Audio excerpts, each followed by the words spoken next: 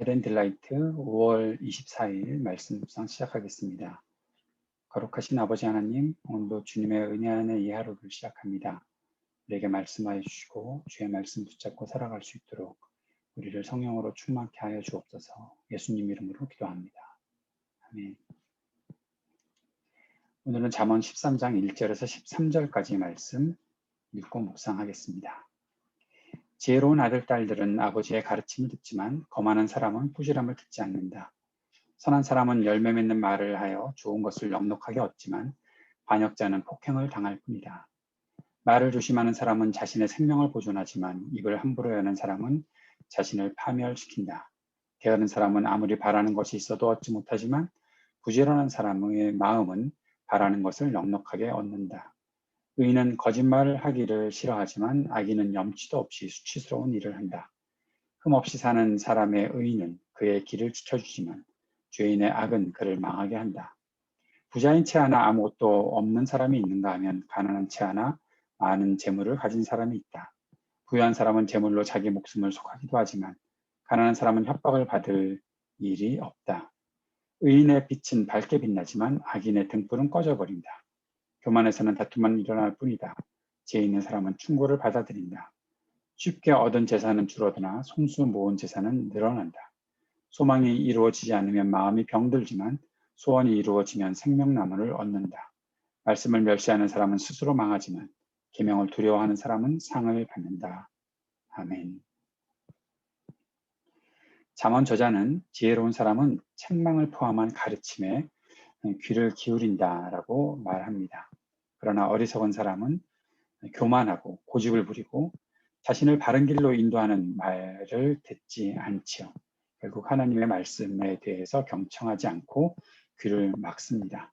잘못에 대해서 반성도 하지 않고 고침도 없습니다. 결국 거짓으로 자신을 꾸며대고 헛된 영광을 추구하게 되죠. 그런 사람들은 자신의 길이 망하는 길인지도 모르고 계속해서 파멸로 향한다라고 말씀하고 있습니다. 지혜는 의로운 삶을 사는 것이다 라고 우리가 생각할 수 있어야 합니다. 지혜는 꾀를 부리는 것이 아닙니다. 지혜는 정당한 길을 버리고 꼼수를 부리는 것도 아닙니다. 지혜는 믿음에서 벗어나서 내 스스로 살 길을 찾아 헤매는 것도 아닙니다. 지혜는 하나님의 의를 추구하고 그 의를 따라 살아가는 것입니다. 세상의 불의와 타협하고 생존하는 것이 지혜가 아니라는 사실을 우리는 기억해야 할 것입니다. 불의에 대해서 저항하고 의로운 삶을 드러내는 것이 지혜입니다. 그의 삶이 겉으로 볼 때 실패하거나 또 그의 삶이 굉장히 어려움을 겪거나 하는 것으로 현상적인 것으로 그가 지혜가 있다 없다를 판단할 수는 없는 것을 우리는 꼭 기억할 수 있어야 합니다.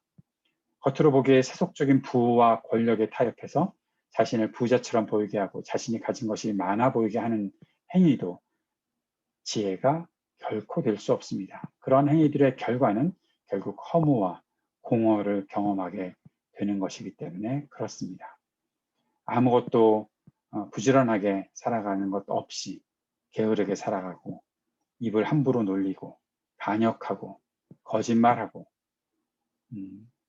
죄인의 길에 그대로 서 있는 사람들. 6절에 보면 흠없이 사는 사람의 의는 그의 길을 지켜주지만 죄인의 악은 그를 망하게 한다라고 하였는데 그렇게 자신이 속해 있는 것이 자신이 따르고 있는 것이 죄악임을 알지 못하게 하는 것은 결국 그를 망치는 것밖에 되지 않는다라고 말합니다. 7절도 보십시오. 부자인 채 하나 아무것도 없는 사람이 있다. 부자인 채 하나. 부자가 되고 싶다고 해서 다 부자가 될 수 있는 것은 아닌데 세상 사람들은 자신이 부자인 것처럼 보이려고 한다는 것이죠. 결국 아무것도 가진 것이 없이 헛된 영광을 추구하는 사람은 자신의 길이 망하는 길에 서 있다는 것을 빨리 깨달아야 한다라는 것입니다. 지혜는 일확천금을 원하고 행운을 기대하는 것도 아닙니다. 지혜는 수입이 넉넉하지 않더라도 옳은 방법으로 필요한 것을 얻는 것, 그것이 지혜입니다. 말씀에서 벗어나서 죄를 범하지 않기 위해 항상 말씀을 가까이 하는 삶으로 인도함을 받는 것, 그것이 지혜라는 사실을 우리는 잊지 말아야 할 것입니다. 오늘 우리가 소망하는 것이 무엇인가? 내가 소망을 이루기 위해 어떠한 길에 서 있어야 하는가, 이 말씀을 통해서 우리 자신들을 온전히 또 바르게 성찰해 볼 수 있었으면 좋겠습니다.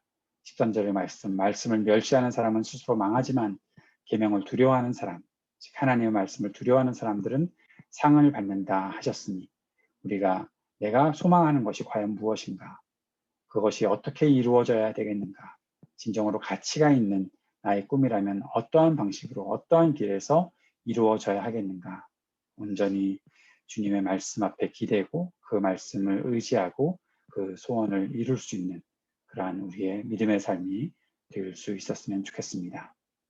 꼭 기억합시다. 교만은 옳은 길로 가게 하려는 책망을 듣지 못하게 한다라는 것. 지혜는 선한 행실과 열매 맺는 말과 좋은 결과를 만들어준다는 것 기억할 수 있으면 좋겠습니다.